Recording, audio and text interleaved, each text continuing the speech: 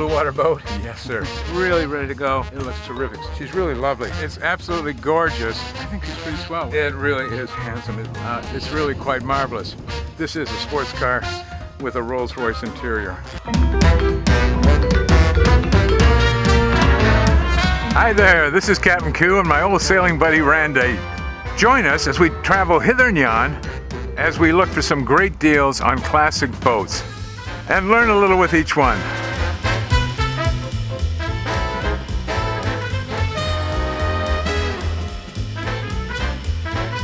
Hey Randy. Captain! Hey buddy. I didn't have to hunt for you this time. We're floating, yeah. We are actually floating. It's pretty cool. I'm at the helm of a NY40. Ooh. I mean, that's pretty cool, isn't it? That New York stands, actually, it's the abbreviation for New York Yacht Club. This was a boat that was generated as a one design sailboat for racing among members. A one design is where you have identical boats, the only difference being the nut behind the wheel. Okay? They have the same sails, same sail cut, same hull design, same bottom. So it's kind of like equalizing the playing field. Absolutely. I don't know what else to equate it to except maybe bicycle riding. You understand bicycle riding. You all get on a bicycle. It's all got two wheels. They've all got 27 gears. And then it's just a question of who's the strongest and the smartest and who does the best strategy going forward. And it's really fun doing one design sailing and racing. I did some myself in Shields class, which is a 30-foot boat in Narragansett Bay. And it was a ball. And we were all the same. And these boats were 30 feet long. And we had probably 12, 15 sometimes show up on the starting line. Would you play any games tuning the rigging and trying to get an advantage that way? Well, the boat comes, shall we say, with everything in place, and then you just have to make it. Do you want that backstay a little tighter, a little looser? Do you like the set of your sails? How do you trim certain things? So, in fact, you do some fine tuning on the boat, but you don't make major changes. If you were trimming your sail and trying to get the most out of your jib right here, and I want to trim that in a little bit and I see it luffing, that's okay. You can do that all day long. That's part of the deal. But I wouldn't buy a especially big jib and put it on there so that I could beat everybody else. Right. Now, way back in 1903, boats were sailed under the Herreshoff rating rule, which devised design concepts for boats that were, like 80 feet on the waterline. They did a 70, they did a NY40, which was a very popular design, and then they had a 57 and a NY50, and I think a NY40 was maybe the most popular. I mean, they built 24 of these. Now, well, those numbers are not the overall length of the boat. That's the waterline length of the boat. So okay. A 40 was probably pretty close to 60 feet. In 1977, there was a cry to go out and return to the one design racing concept among club members of the New York Yacht Club. And so they went out and they sent out requests for designs, and they landed on a fellow named Doug Peterson. Doug Peterson, we've talked about him before. Yep. But Doug is American born, 1945. He'd produced a boat on a very short expense account and went out and raced the 1-ton series over in Europe and nearly won it, but the boat was called Ganbert. And then the next year he did another design called Gum Boots. And Gum Boots did win the 1-ton cup, and that really put Peterson on the map. And as a result, Doug Peterson won the award for the design of this boat to be built for the membership of the New York Yacht Club. So they had 21 boats, and they hit the starting line together, went racing, and they included them in the New York Yacht Club's well-known annual cruise, which is about a week, 8 days or so, where they cruise around New England, different ports, and different classes race. And this was a one-design fleet, the NY40s. And they had a great time with it. Now, it's back in 1977, and they would get, 15 boats on the line, I think, quite often. Since then, of course, members have crossed the bar or decided they wanted something bigger, and the boats eventually sold out of the club. And so other people have now owned these boats and campaign them in their own ways, in their own regattas. You'll see that everything is really set up for racing on here. There's no windage up on deck to speak of. There's no big cabin house or something that's going to all catch wind. And anything that if you stand up on a boat, you're blocking the wind and slowing things down. We've got massive 2-speed 55 Lumars here, turning blocks for everything to lead spinnakers aft. All the rigging's led back into the cockpit here, so you don't have to send crew forward to throw reefs into it. Your helmsman is totally protected back here. He's got great vision of, I mean, this is, I could be standing on the bow, I wouldn't have better vision. We've got a hydraulic panel here, which... that looks familiar. Yep, looks very familiar. There's 2 notes here, backstay and vang, and you put a handle right in here, like so, and then you can pump that, and whichever you have it set for, the vang or the backstay, it'll pressurize that. So here's your backstay hydraulic ram, all right? And if you pump that up, this rod's going to disappear down into the ram, into the hydraulic tube rather, and your mast will bend aft, okay? And put a little more load on your headstay so that you don't get any headstay sag. Then there's also a vang control here, which is dialed to right now. And the vang is that bar or tube that runs from the bottom of the boom to the base of the mast. We've seen that. And you just pump that up and you can control the lift of the boom. If it's really blowing, you can ease off the vang and the boom will lift and you can depower the main. I think I know where the emergency rudder post is on this boat. Where do you think it is, Randy? It's right here. And that's pretty convenient. Actually, you can see it turn, you see? I'm turning the wheel, oh, yeah. And there's the rudder post coming up. But since you've mentioned that, let me show you what's down in this locker here. It's pretty impressive. Bunch of machinery. Oh, wow. Look at that quadrant down there. And this giant ram here is for your autopilot. It's a Robertson autopilot ram, hydraulic, and that will, so you set the course and it will keep it right on course. And you can get to everything. You can check the tension on your wire here going into the quadrant. And there's a little sensing device over here that reads off of the compass. You know if there's any leaks coming out of the rudder stuffing box, you'll spot them right here. I've just opened up these 2 lockers. What do you notice right off the bat? Pretty shallow. Pretty shallow. What does that tell us? We've got some sleeping arrangements underneath them. Exactly. All new running rigging, this looks like. Wow. She's in great shape. She's really ready to go. Easy to get to.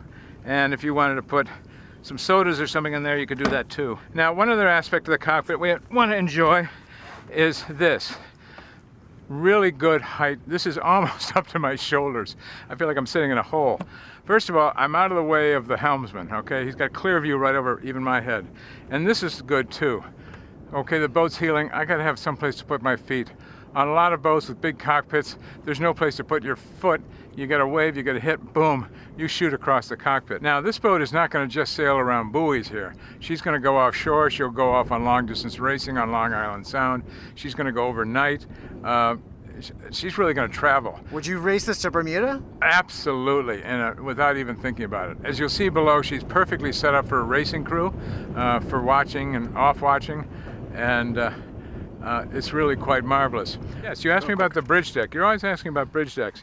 Yeah, this is a big one. This is a major bridge deck. Really what it is, it's a cheater, because it's really a way to give yourself an extra sort of cabin space aft here. And you're going to find out that people are going to be sleeping underneath this, and there's a reason for that, is to get that weight not sitting up toward the bow. It's also very seaworthy too. When you're offshore, you're going to close this hatch right here, boom, and any wave that hits the boat is not going to try and carry away a whole cabin house, and the wave will just pass on along its way. We have a really major traveler system here, which is for the main sheet. This is just 6-part tackle, so that you can probably pull this main sheet in with one hand. Here are your traveler adjustments right here that pop out, and you can pull this whole rig one way or the other to again get the best set on your mainsail. Let's take a look up forward here. We love the subscribers. Yeah, more subscribers means that we're going to get recommended to more people, and so that helps spread the love and spread the word about old classic boats and what we're doing, so every little bit helps. Thanks again. Now my hand has just grabbed hold of the upper shrouds, and these feel very firm. They're rod rigging. Oh wow. I don't think we've experienced rod for some of the other boats before. These just don't stretch per se. They're just, you set them up, you get that spar in column, so it's just where you want it, and then hank it down and your mast is not going to move. They've got 1x19 wire back here for the lowers, and I think they've put that on possibly because this will allow it to stretch, and if they start flexing the mast back and forth, these are going to have to move a little bit. As you see, they don't stop much with this boat, do they? No. No. Simple mooring line, no bow rollers. This is really a racing machine. You want a really nice clean foredeck up here because you're going to have guys doing foredeck dances, as we used to call it. Where you're going to have spinnaker poles or whatever they're carrying right now, like asymmetrical code 1s and all that business up here, setting sails, doing stuff. You don't want to run into anything. And then they've also got a great big hatch here that will take all the sails, any sails you want will shove right down in there. The nose of the boat feels a little bit lower, like there's less freeboard. I think if we looked at a drawing of it, you wouldn't see it dipping particularly. Yeah. It's just a sensation because the coach roof is just melded right into the deck line, you see. Yeah. And that's to give you as much headroom as you can get below deck without getting a big cabin structure. Here's a nice spinnaker pole fitting on the track here. And this has got some tackle here that will allow you to raise that fitting or pull it back down. So again, you can set, when you put your spinnaker pole on that, you can pull it up or let it go down. All the halyards, whenever possible, go in through the mast. If you look up all the way up the length of the mast, you'll see very few lines up there. That's because they're all run inside and they come out these exit points. She's really lovely, really nice. One of the more sleek cabin tops we've been on, more the flush deck. Oh, very much so. And we've had people say, show us a race boat. Well, here's a race boat for you. Want to head down below? Yeah, I think we should. Renee, once again, Ooh. enter my abode. Look at this. It's amazing how much room is here, isn't there? I'm more in awe of the varnish work. Oh, you just love varnish. I know that. You just finished varnishing your whole house, for Pete's sake. But yes, it is glorious varnish work. And the ceilings out here are all varnished. The trim is done. The bulkhead is all varnished and gloss, and it really is lovely. It doesn't feel like the old days of hard sailboat racing, does it? No, I thought we were going to have like a stripped out Cal 40 kind of thing. No, it has pilot berths, settee berths. And I don't know if they pull out yet, we can check that. They've got nice storage back in here. First of all, you've got the locker panel, and then inside that, they actually have a separate bag, just to make certain everything stays dry. Oh, that's a really nice touch. Isn't that nice? There we go. Thank God for Velcro. Got this seat for the helmsman right here is pretty fancy. Nice wooden piece with slats, and then a piece of memory foam for your buttocks, right? Yeah. We like that. I just popped open the table to give you a size and a sense for the whole crew. You've really got, you can seat 6 guys really closely, maybe 8, because there's actually room forward of the mast to put a couple of little seats up here. So you could have, everybody that sleeps on this boat eating here at the same time once you finish the race. Can't come down here when you're racing. Nice little storage bins in here, a little liquor locker. All beautifully finished out. All Palmer Johnson handwork. This has got probably a little locker storage under there, but no. Let's just see what's there. Oh, water tank. Now, let me show you the galley on this boat. Again, hardcore racing, a lot of hungry guys and gals. We have a good deep sink, pretty close to center line, just one sink. Hot and cold pressure water. We have a little cutting board that could live over that. That's nice. And then here's our smaller ubiquitous storage locker, right? Ubiquitous. Giant sliders here. Now these are kind of unusual, and what they've done here. And here's your, for utensils, corkscrews and so forth, coffee cups. It's interesting that there isn't more division in these. I think I might do that at some point. Yeah. But first of all, live with anytime you buy a boat, always live with what you get to start with. Because you suddenly are sailing along and you say, oh, that makes a lot of sense. Why did I touch that? Or I wish I had that thing. Well, Oh. yeah. These New York Yacht Club member racers guys, they really have superb taste, right? And this is mind-boggling. I know you like to actually climb into these things. I'm not going to let you today. Oh, wow. But look at that. Look at the size of that. And look at the nice heavy gasketing. We like gasketing always. And it's all pretty new. Again, this boat is 77. What's the math? Yeah, 45. 45 years old. So you've got a lot of working counter space here. 3-burner propane stove. And you're wedged in a nice little corner. I'm sure somewhere you'd want to put a strap along this way just to keep you in the cooking area when the boat's heeling over. There's like movement room here in the boat, which is nice. And you don't bump into a lot of things. Good sized chart table. Wow, look at the electronics here. This is really a wonderful. Brooks and Gatehouse, GPS, radar, single sideband. Your 12-volt panel right behind me is beautiful. Look at this. That's really well placed, and certainly a long way away from the companionway, right? Oh, how are we doing? That's pretty good. What do you think? Yeah. I mean, it's just, yeah, I'd say he doesn't get a demotion. All right, well, we've got to get to the engine, but we're going to have to go into the after cabin here. Oh, really? Yep. I thought it might be under the companionway. It's not where you would think it is. Nope, it's not here. There's a little storage step. There's a bilge pump. You need that internal bilge pump for racing, and here's the place you put the handle right down here. Oh, yeah. This is a clever idea, a good place to put miscellaneous blocks, nice Lumar blocks, and things for leading sheets and different lines around for different sail settings.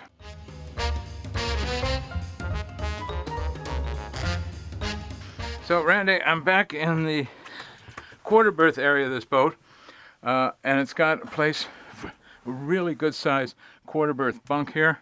If I were a little more agile, I could swing my feet up here and lie down. I'd have a little port light right here for light, sound, whatever. Kind of reminds me of that Beneteau First 435, the Freres. Yes, she had the big center berth though. Yep. This berth doesn't go all the way across. Yep. It just stops right here at this box. And this box is where you'll find the magical. This is called a sail drive. Ah.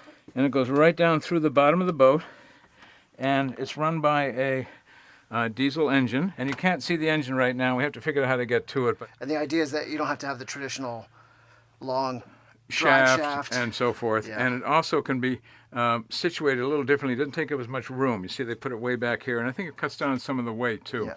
Anyway, nice little mini stateroom here. Whoever gets this side gets a little bowl here to brush his teeth. And also... And it has a little cute little drain stopper down there like that.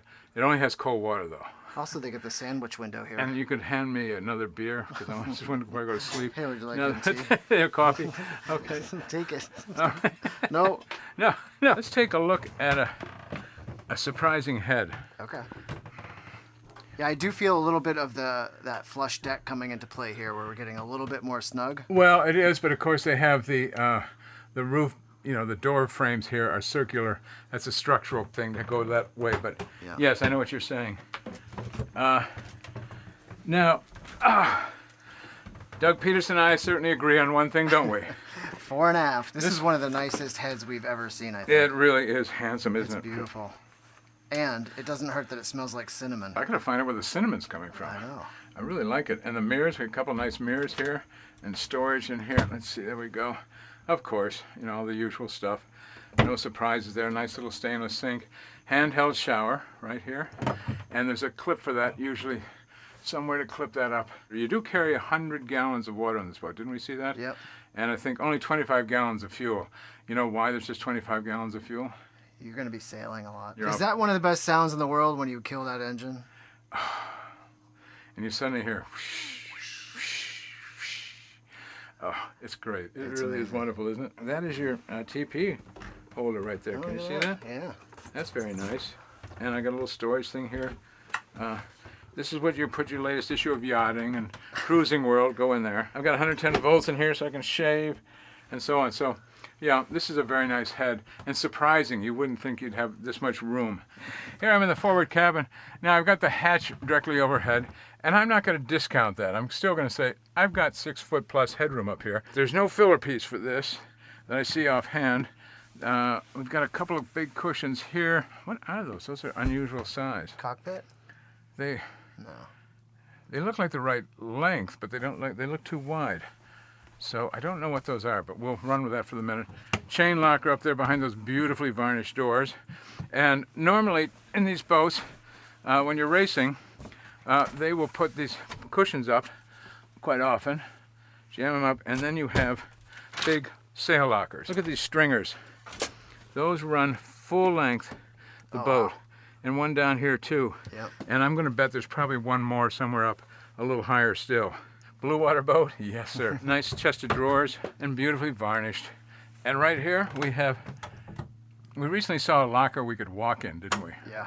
I don't think we'll see that again for quite a while. But this is pretty close, Very nice. pretty tall. A lot of room for a lot of stuff in there. I mean, amazing condition. I'm looking at the bulkheads are all so tidy and clean and Yep. fresh. You know, there are also 2 other lockers we missed on the way back to the after cabin. Let me just show you those real quickly. Oh yeah. These are right here. Here's your foul weather gear locker. Yep. Come down the companionway, strip it off. No ventilation though, huh?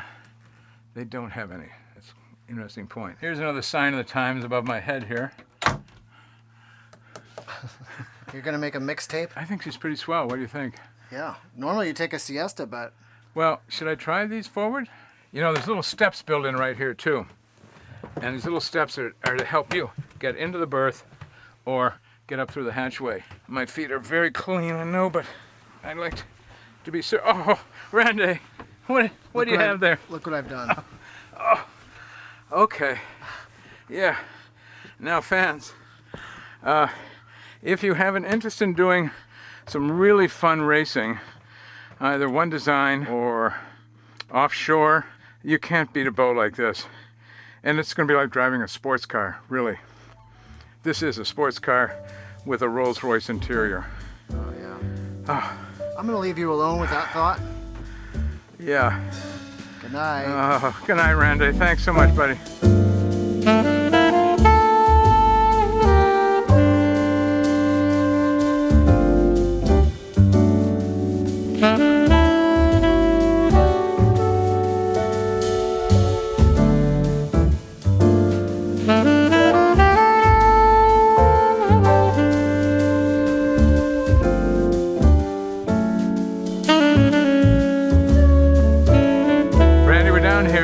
Portsmouth Harbor at the lovely Portsmouth Yacht Club, where they've allowed us to get a ride out to sea a New York 40. And that's New York stands for New York Yacht Club.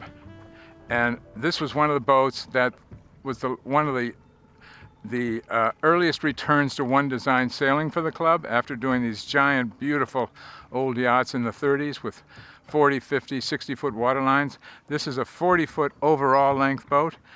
And she is a racing demon, but you can go below and relax in ultimate luxury, can't you? Yeah. The cushions, the fabric, the woodwork, the galley, and the head on a 40-foot boat.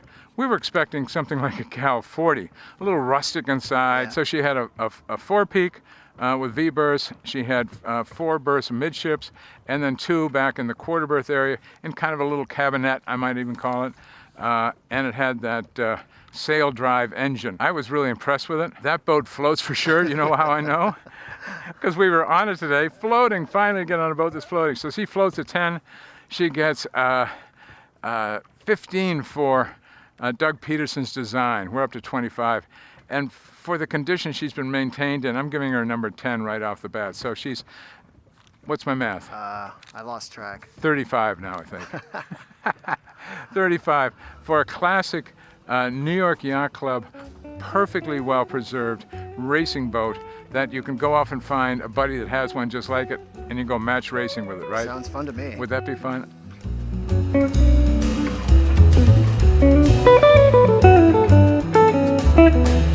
If you like what you see, please hit the subscribe button. And if you want to be notified when the next one comes out, please hit the alert bell. And that's not desperate at all. Randy, how would I ever find out what's coming up next? You can follow us on Instagram here, Yeah. or Facebook here. We'll have little previews of what's coming up on our next episodes. A little bit early. That's pretty cool. Previews. You all join me. I'm going to Instagram right now, and I'm going to find out what's coming up next week. Thank you very much. You know, Instagram's not a place.